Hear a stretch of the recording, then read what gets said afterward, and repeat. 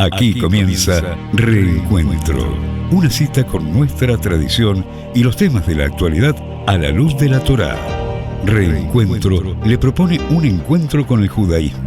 Conduce Alberto Rusco Lequier.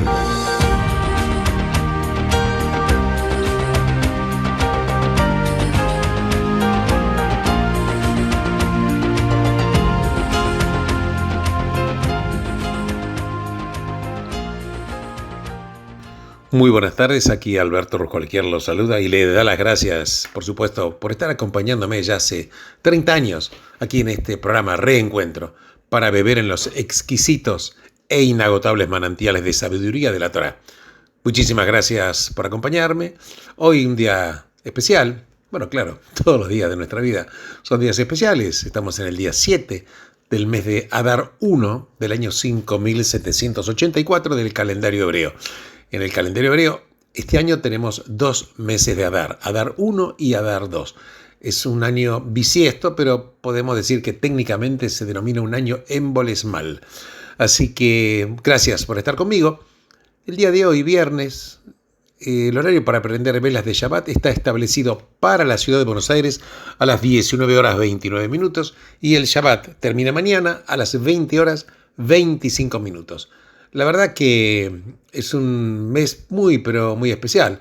Está escrito que cuando comienza el mes de Adar, tenemos que aumentar la alegría. Claro, uno se pregunta, ¿por qué tanta alegría? ¿Por qué es tan especial este mes de Adar? Bueno, podemos decir lo siguiente, para recordar que es muy importante. En Adar, ¿te acordás? El personaje Hamán de la historia de Purim planeó aniquilar a todo el pueblo judío.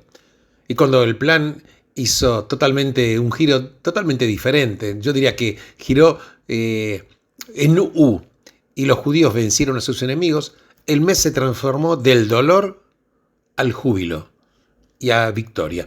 Todo el mes de Adar se convirtió en el cenit de la felicidad, como lo demuestra la celebración de Purim. Pero también el día 7 del mes de Adar, precisamente este viernes, es el cumpleaños de Moshe, nuestro maestro y redentor. Moshe nació un 7 de Adar y también murió un 7 de Adar. Claro, con 120 años de diferencia entre el nacimiento y el fallecimiento. Pero Moshe nos trajo algunos de los milagros más grandes de la historia del pueblo judío durante el Éxodo y viajes en el desierto. Moisés también nos transmitió la Torá, que es el regalo más grande del Creador, del cual traemos perfección al mundo y bendiciones a nuestras vidas. Así que vos sabés que está escrito que muchos hombres justos fallecen el día de su cumpleaños en demostración a que vivieron una vida completa en el servicio al Creador. Así como Moisés o Moshe condujo al pueblo judío del exilio a la redención, en medio de la alegría también tenemos que festejar y estar felices esperando la redención. Vos sabés que hay un signo zodiacal. Bueno, en realidad el calendario hebreo, que tiene 7 meses bisiestos o 7 meses embolesmales, en un ciclo de 19 años hay 7 meses bisiestos. O sea, 7 veces hay bisiestos en un ciclo de 19 años. O sea que 7 años son bisiestos en un ciclo de 19 años. El signo del zodíaco de este mes es el pez. ¿Por qué el pez? Porque el pez, para sobrevivir, tiene que mantenerse en un elemento natural. Ahora, ¿cuál es el elemento natural del pez? El agua. Así como el pez tiene una relación directa con el agua, sin el agua el pez no vive, así también el pueblo judío tiene que mantenerse en el hábito de la Torá y del cumplimiento de los preceptos para que podamos seguir existiendo. Y también Adar es un mes propicio para el pueblo judío, porque está escrito que nuestra posibilidad de tener éxito es alta. Además, todo el mes de Adar es apropiado, como está escrito, para realizar casamientos. Claro, vos te preguntas, ¿y entonces qué pasa un año bisiesto que tiene 2 veces o 2 meses de Adar, Adar 1 y Adar 2? Bueno, cuando hay un año bisiesto, simplemente duplica tu placer, duplica tu alegría. Y te deseo que la alegría del mes de Adar se extienda no solamente durante todo el año, sino también se extienda durante absolutamente toda tu vida. Bueno, vamos aquí a un temita musical y continuamos ya en Reencuentro.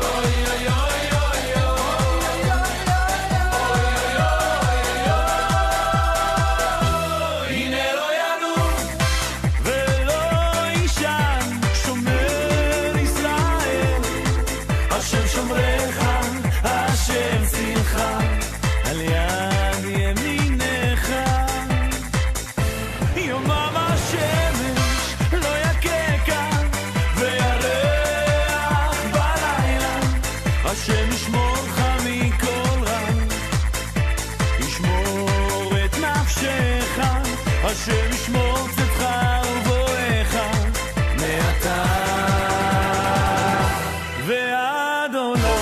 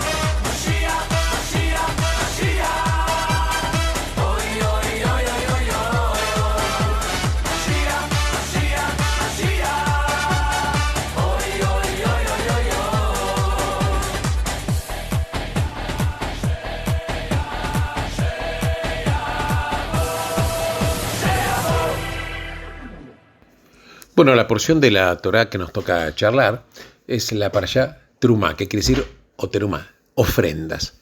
Pues es que hay un principio muy importante en el judaísmo, que es una fuente de esperanza y también uno de los principios básicos de toda la Torá. Y escucha bien, es el principio que Dios creó la cura antes que la enfermedad. Porque las cosas malas pueden suceder, pero Dios ya nos dio el remedio si sabemos, claro, dónde buscar. Veamos, por ejemplo, la Torá. Hay una porción de la Torá donde leemos sobre las muertes de Miriam y Aarón, que eran los hermanos de Moshe, y cómo a Moisés le fue dicho que moriría en el desierto sin entrar en la tierra prometida.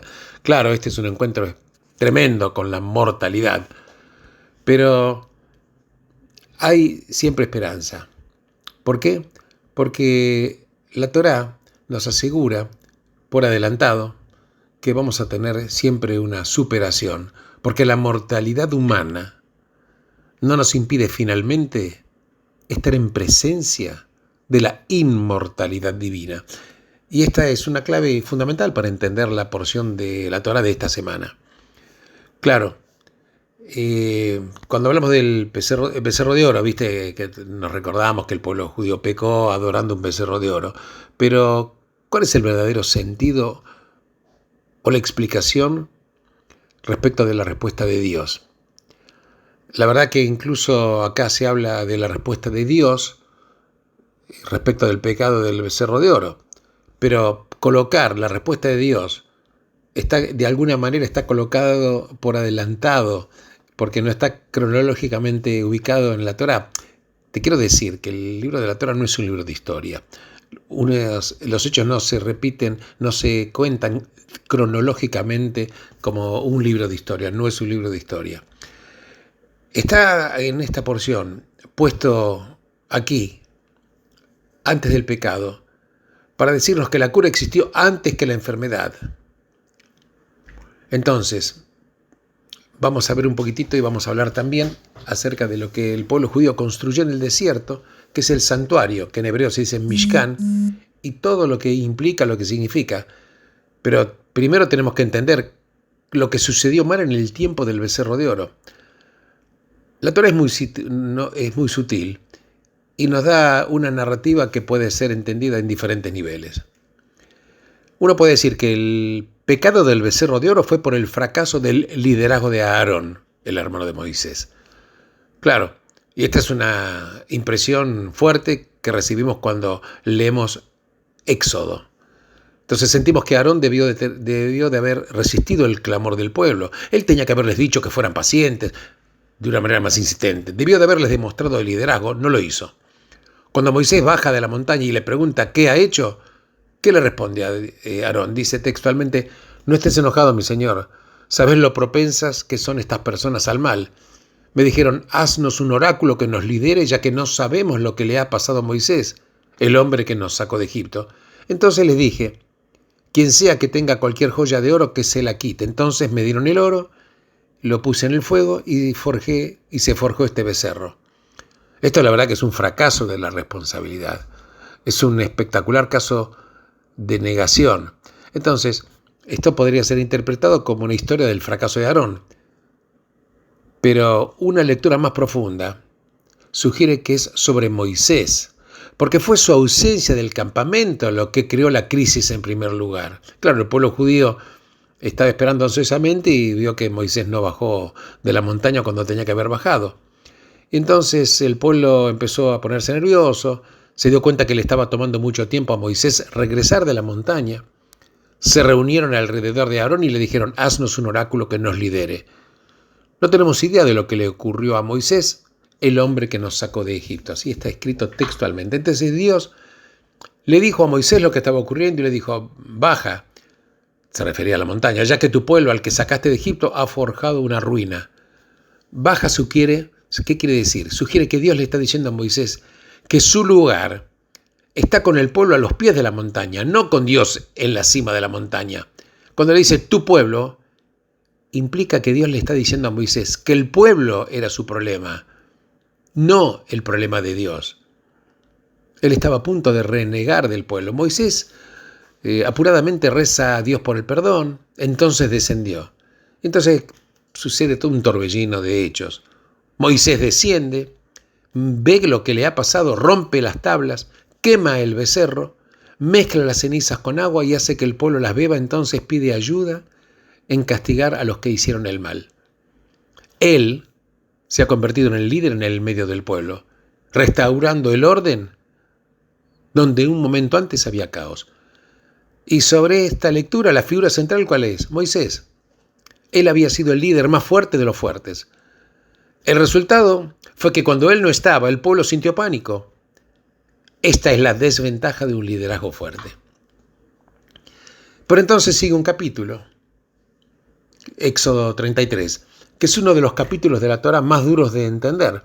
Empieza con Dios anunciando que, aunque Él enviará un ángel o mensajero que acompañe al pueblo el resto de su viaje, Él mismo no estaría en el medio. Se refiere a Dios, no estaría en el medio. ¿Por qué? Porque sois un pueblo terco y podría destruiros en el camino. Y esto, claro, estresa enormemente al pueblo. Entonces Moisés, según hay unos versículos, reta a Dios con este veredicto: Él quiere que la presencia de Dios vaya con el pueblo. Le pregunta, déjame conocer tus caminos. Y rezo, déjame ver tu gloria. Claro, esto es muy difícil de entender, porque el intercambio que hay entre Moisés y Dios es uno de los más intensos de la Torá, porque ya no se habla sobre el pecado, ellos no hablan sobre el pecado y el perdón. Parece ser una búsqueda metafísica de la naturaleza del Creador. Entonces, ¿cuál es la conexión con el becerro de oro? Y esto es lo que pasa en estos episodios, que son los más confusos de todos. El texto dice que Moisés tomó su tienda y la lanzó para él mismo fuera del campamento, lejos del campamento. Esto seguramente debió haber sido precisamente el mal hacer. Sí, como dijo Dios, y el texto han implicado, el problema había sido la distancia de Moisés como líder. La única cosa más importante que hacer ahora para él debió ser quedarse en el medio del pueblo, no posicionarse a sí mismo fuera del campamento. Además, la Torá justamente nos acaba de decir que Dios ha dicho que él no iba a estar en el medio del pueblo. Y esto causó estrés, temor en el pueblo. Entonces, la decisión de Moisés de hacer lo mismo duplicó la preocupación del pueblo. Entonces, algo profundo está pasando aquí.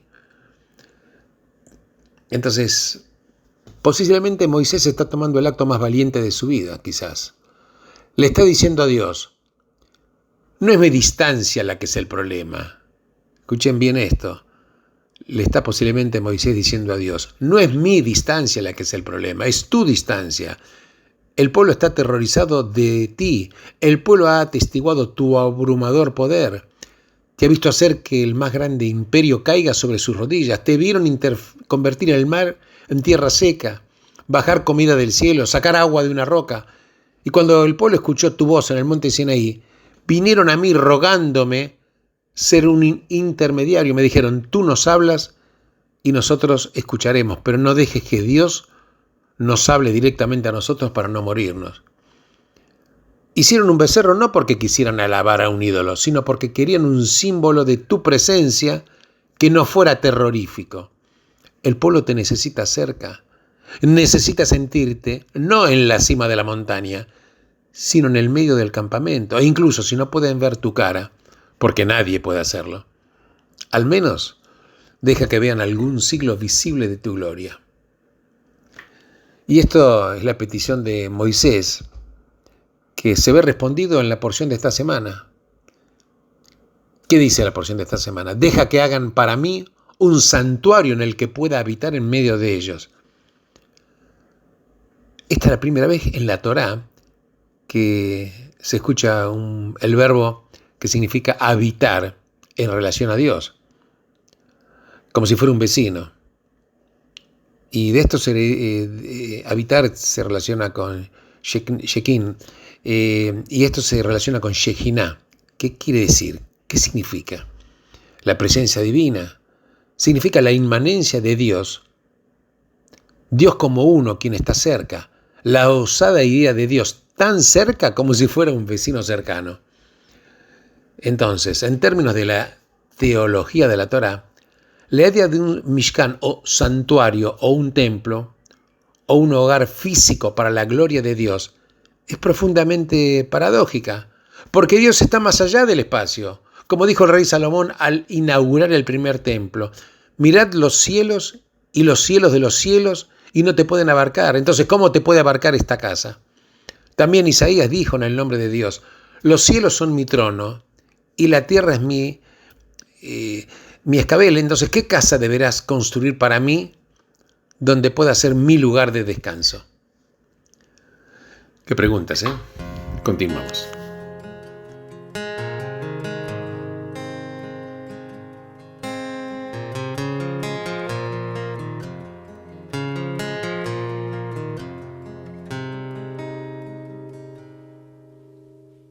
הלב שלי נקרא לשניים, מה שלא ראתה שפחה למים, כמו סופה מן הים עולם, כמו תופעה של מרים פועם, ואין תרופה בעולם. הלב שלי מרים ידיים, כבר מועד לא עומד על הרגליים, שבר כלי שאין בו כבר מה, והשמיים הם לי חומה, איך אעבור בתוך הים ביבשה. ורק אתה יכול להפוך מספטי למחול, לזכך את החול, לרכך בי הכל. ורק אתה מבין איך לגשת ללב שלי, משכך כל כאב שבי, מרפא את הלב.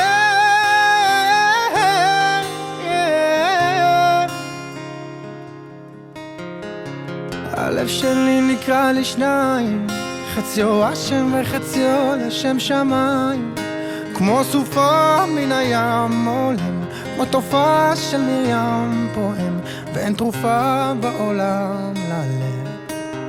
ורק אתה יכול להפוך מספדי למחול, לזכך את החול, לרכך בי הכל. ורק אתה מבין איך לגשת ללב שלי, לשכך כל כאב שבי, מרפא את הלב.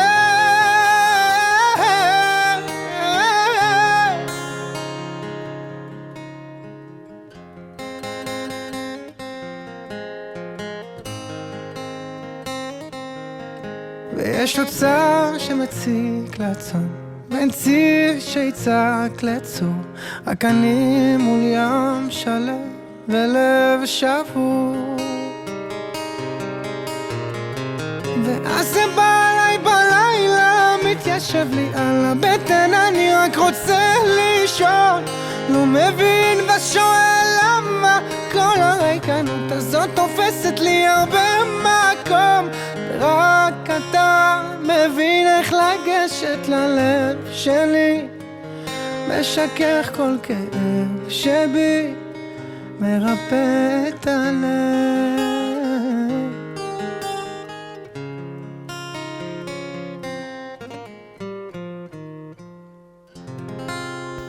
Continuamos con esta pregunta. No hay ningún espacio físico que pueda contener al Creador, ni por grande ni por pequeño, porque la presencia del Creador está en todos lados. Pero, sin embargo, la respuesta, como los místicos judíos enfatizaron, es que Dios no vive en una construcción. Claro, hablamos de construir un santuario, pero Dios no vive en una construcción. ¿Dónde vive Dios? Dios vive en los corazones de quien construyó este santuario.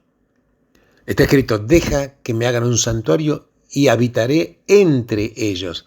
Claro, no dice en el santuario, dice que Dios va a habitar entre ellos, no en el santuario. Entonces, la respuesta está precisamente en esta semana, en la Parashat Terumá, que quiere decir ofrenda, un regalo, una contribución.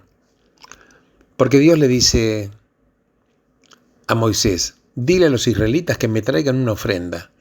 Tú deberás recibir la ofrenda para mí de cada uno lo que su corazón le mueva a dar. Esto es un punto de inflexión. Porque hasta este momento los israelitas habían sido recipientes de los milagros y salvaciones del Creador. El Creador los rescató de la esclavitud a la libertad e hizo milagros.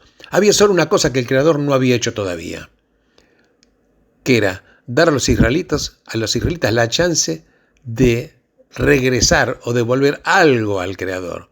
Claro, la idea parece absurda. ¿Cómo podemos nosotros, creación del Creador, darle algo de regreso a Dios cuando Dios nos hizo a nosotros? Porque todo lo que tenemos es de Él.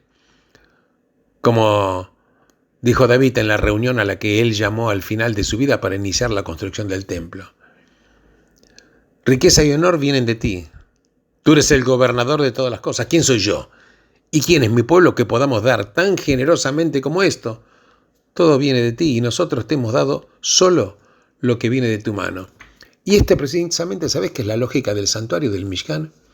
El regalo más grande de Dios para nosotros es la posibilidad de dar para Él. Desde una perspectiva judía, claro, esto implica un riesgo. La idea de que Dios puede estar en necesidad de regalos, uno puede pensar, pero esto que es un paganismo, es una herejía. Pero sin embargo, conociendo el riesgo, Dios se permitió a sí mismo ser persuadido por Moisés de causar a su espíritu descanso dentro del campamento y permitir que los israelitas le den algo en devolución al Creador. El regalo. Así que la construcción, claro, del santuario fue fundamentalmente importante, porque como te digo, fue la oportunidad que el pueblo judío le dé algo al Creador. Más tarde la ley judía reconoce que dar es una parte integral de la dignidad humana, cuando hicieron la notable ley de que incluso un pobre que depende completamente de la caridad sigue siendo obligado a dar caridad, porque estar en una situación donde solamente recibís y no das es carecer de dignidad humana. Te vas a acordar un poquito de lo que se denomina el pan de la vergüenza, que habla cuando se analiza en su momento por qué Adán fueron el hombre y mujer, Adán y Javá fueron extirpados, echados del paraíso, porque existe lo que se denomina el pan de la vergüenza, tener todo y no esforzarse absolutamente para nada, para recibirlo, no ser merecedor de nada. Entonces, como te digo, el Mishkan se convirtió en el hogar de la divina presencia. ¿Por qué? Porque Dios especificó que solamente iba a ser construido solamente de contribuciones voluntarias, porque dar crea una sociedad con gracia al permitirnos hacer nuestra contribución al bien público. Por eso es que construimos el santuario como una cura para el pecado del becerro de oro, porque un pueblo que solo recibe y no puede dar, está atrapado en la dependencia de carecer de respeto a sí mismo. Dios permitió al pueblo acercarse a Él, y Él a ellos, dándoles la oportunidad de dar. Por eso es que una sociedad que está basada en derechos y no en responsabilidades sobre la que reclamamos, pero no damos a los demás, siempre le va a ir mal. Por eso es que lo más importante en un regalo que un padre le da a un hijo es la oportunidad de devolver. La etimología de la palabra terumá significa esto. Significa no una simple contribución, sino literalmente algo levantado, porque cuando damos no es solo nuestra contribución, sino nosotros mismos quienes somos levantados, sobrevivimos por lo que nos es dado, pero alcanzamos la dignidad por lo que damos. אז תזמיני גט צ'קסי, עזבי את המכונית 100 שקל דלק, קחו 50 מונית אני יוצא עם טבעונית, וזה חוסך היום למה וילה? לא צריך תיתן דירה סחורה בדרך השלום נראה כמו מרכב, רב קו על האוטובוס ספר בן 34, וואלה כל הגב תפוס אל תבואי לי במיני, בואי לי במיניבוס רובוטריק של ריבית, בלי הפריים רק האופטימוס מה קורה כפר על המזר הזה יקר? מתי תקנה לי מאמי גם מחר? אגיד מחר היא מרימה את הגבה ומסתכלת עליי מוזר נו בואי נלך לשוק הכרמל שם בדיוק אותו דבר שם הכל במבצעים, קנה אחד, קח שתיים אם תקנה ב50 מתנת המשקפיים תעזבי אותך מקווה ותשתי מים את רוצה את הכל חבים, תסתכלי אל השמיים תרדי לאילת, אל תזמיני סטייק, תזמיני רק סלט תביא את השלט, לא אכפת מקים קרדשיאן יש משחק ואת עושה לי סלט חושבת שאני משחק משחק ואת דופקת מבט אם אני אומרת פריה במקום אלת אומרת שאני קמצן אולי עני מה חבר שלך חסרוני יש לך רומנים תימני אומרות לך שאני לא פרייר כי אני החבר החסרוני שלך רומנים תימני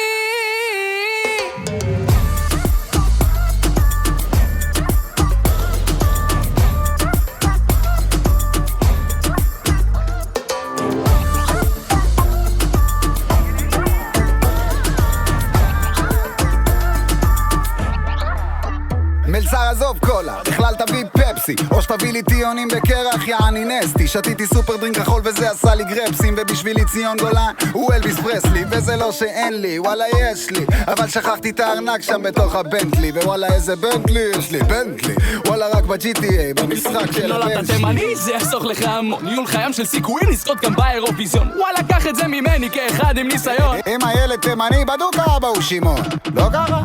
אבא שלי לא שמרון וגם יש לו בסולם רק 2 שלבים. אבא שלי לא שמרון, לבזבז עושה לו כאבים. אבא שלי לא שמרון, אבל אבא שלי הוא לא פחות מוכר. אבא שלי לא שמרון, אבא שלו זה יהודה קיסר.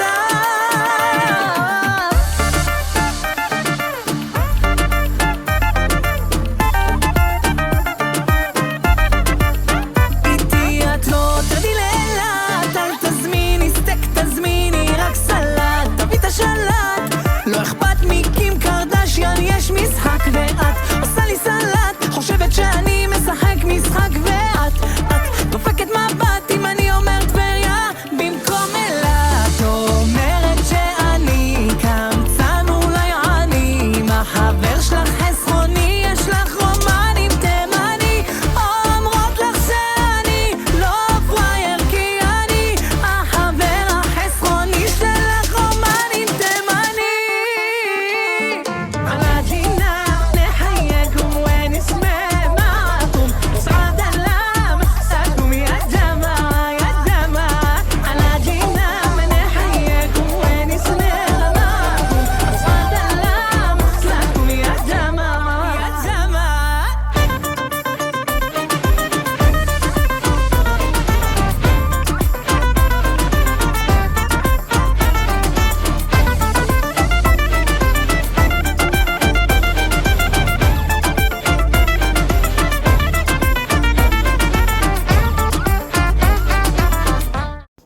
Bueno, continuamos con el tema que nos está ocupando, que es el tema del santuario, el Mishkan. Y todo este énfasis que hace la Torá en los detalles, cómo tiene que ser construido, detalles tremendos. Entonces uno se pone a pensar, pero si finalmente no hay espacio que pueda contener al Creador, ¿por qué tan importante estos detalles? Pero, ¿qué diferencia podía haber si el tabernáculo era grande o era chico? Porque de cualquier forma era un símbolo, era un foco de la divina presencia que está en todo lugar, en el cual haya seres humanos que abran sus corazones al Creador. Entonces, los detalles parece ser que no deberían importar, la dimensión, el tamaño. Pero parece ser que sí. Como un pensador dijo que esta pregunta, la respuesta a esta pregunta, ¿por qué era tan importante la dimensión, los detalles? ¿Por qué era tan importante? Entonces dice que este sabio dice que encontró la respuesta cuando una persona había escrito un libro que se llama Solo 6 números, con subtítulo Las fuerzas profundas que modelan el universo. Este libro lo escribió Sir Martins, también llamado Barón Ruiz, que era el astrónomo real y que luego fue presidente de la Real Sociedad que existía y una famosa entidad científica del mundo, inglesa por supuesto. Entonces, ¿qué decía él? Explicaba esta persona que el mundo está moldeado por 6 constantes matemáticas que si hubieran variado una millonésima o trillonésima de grado habría significado el fin del universo, o por lo menos el fin de la vida. Porque si la fuerza de gravedad fuera ligeramente distinta, por ejemplo, el universo se habría expandido o implosionado de tal forma que no se formarían estrellas ni planetas. Si la eficiencia nuclear fuera ligeramente menor, el cosmos consistiría solamente de hidrógenos y ninguna forma de vida hubiera aparecido. Si hubiera sido apenas mayor, habría una rápida evolución estelar y posterior decadencia, no dando tiempo para la evolución de la vida. Entonces la combinación de improbabilidades era inmensa. inmensa. Entonces, en realidad, el tabernáculo era un microcosmos, en definitiva, el Mishkan, estos detalles que se explican, porque era un microcosmos, era un recordatorio simbólico del mundo que hizo el Creador. Y el hecho de que la presencia divina haya descansado en él, no quiere decir que Dios está allí y no aquí, en este lugar y no en este otro. Quiere señalar de una manera potente, concreta, que Dios existe en todo el cosmos.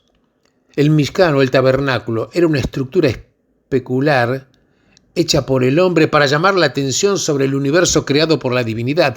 Era en el espacio lo que el Shabbat es en el tiempo, un recordatorio de la creación. Repito este concepto, el tabernáculo era en el espacio lo que el Shabbat es en el tiempo, un recordatorio de la creación.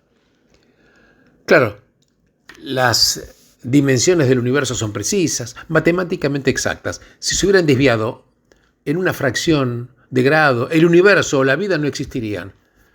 Ahora es cuando los científicos están comenzando a percibir el grado de precisión total que tiene todo esto. Estamos al borde quizás de un salto cuántico de nuestra comprensión de la profundidad de las palabras que dice la Torá. ¿Cuántas son tus obras, Señor? Todas con sabiduría tú las has hecho. La palabra sabiduría significa precisión, construcción exacta. Incluso hay que consultar cómo habla de esto Maimónides en el libro Guía para los Perplejos. Y hay otro sitio en la Torá en la cual se habla de medidas precisas. ¿Dónde? En el arca de Noaj o Noé, cuando le dice constrúyete un arca de madera, le explica cómo hay que hacerlo, cómo hay que recubrirlo, el largo que tiene que tener, el ancho que tiene que tener, cómo tiene que estar el techo, la altura. Y este razonamiento es similar al caso del Mishkan o el tabernáculo, porque el arca de Noé simbolizaba el mundo en su construcción de orden divina, el orden que los hombres arruinaron por su violencia y corrupción. Dios estaba por destruir al mundo, dejando solo a Noé o Noaj, el arca y su contenido como símbolos del vestigio de orden que quedaba, base sobre la cual Dios crearía un nuevo orden. Y sabes que la precisión cuenta, el orden cuenta, el desplazamiento de solo algunas de las 3.1 billón de letras del genoma humano pueden conducir a alteraciones genéticas devastadoras. El famoso, escuchaste, efecto mariposa, que dice que el aleteo de una mariposa en un lugar puede causar un tsunami en otro lugar, a miles de kilómetros de distancia. ¿Qué nos está indicando? Que pequeñas acciones pueden tener grandes consecuencias. Este es el mensaje que quiere transmitir el Mishkan, el tabernáculo. Porque Dios crea el universo, o digamos que Dios crea el orden en el universo natural. Y nosotros estamos encargados de crear el orden en el universo humano. Esto es importante, por eso no quiero repetir el concepto. Dios crea el orden en el universo natural, pero nosotros estamos encargados de crear el orden en el universo humano. Y eso implica un cuidado extremo en lo que decimos, en lo que hacemos, en lo que debemos restringirnos de hacer, porque hay una coreografía precisa para la vida moral y espiritual como la hay en la arquitectura precisa del tabernáculo. Ser bueno, específicamente ser santo, no consiste en actuar como nos impulsa el espíritu, consiste en alinearnos con el deseo que hizo al mundo.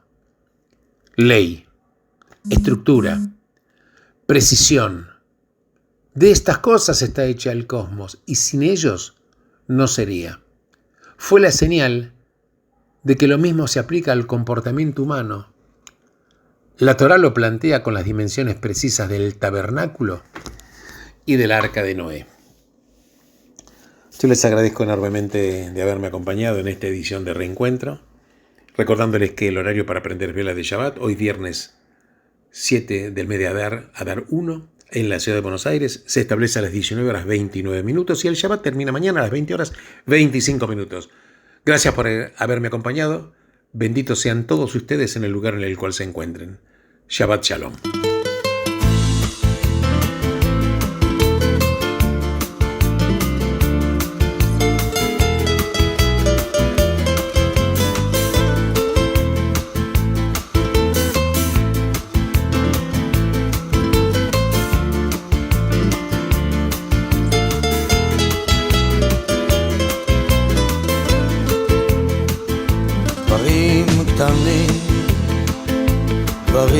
פשוטים וקצת הפתעות באמצע הדרך, זמנים חולפים ומשתנים. אתמול אתה היית מלך, לאן פרחו הציפיות, ואיך נשארת בלי תשובה, עוד לא הספקת לעשות. ומה נשאר מכל העבר? הכל תלוי בך חבר, היה חזק אל תישבר, אל תיתן לעצמות בך לפגוע, היה חזק ותתגבר. הכל תלוי בך חבר, היה חזק אל תישבר, אל תיתן לעצמות בך לפגוע, היה חזק ותתגבר.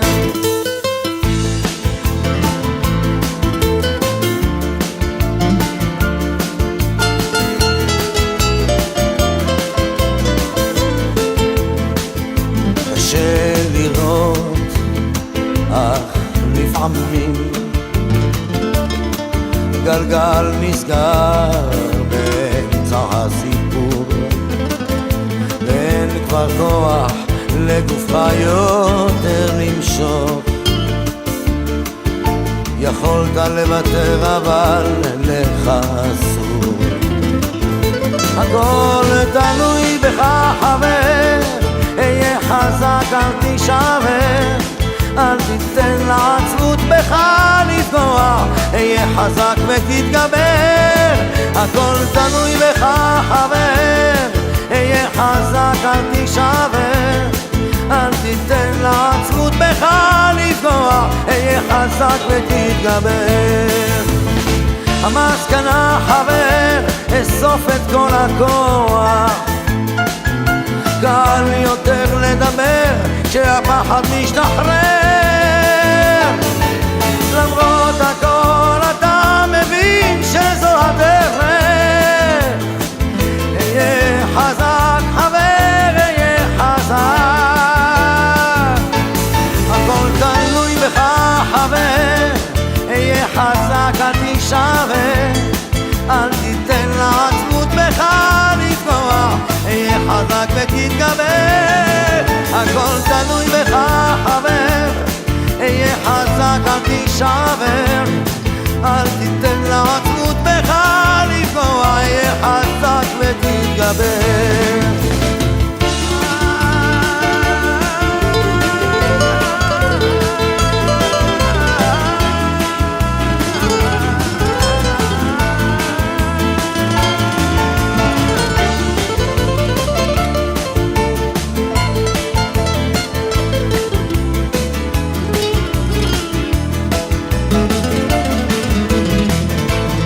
הכל תלוי בך חבר, היה חזק אל תישבר, אל תיתן לעצמות בך לפגוע, היה חזק ותתגבר.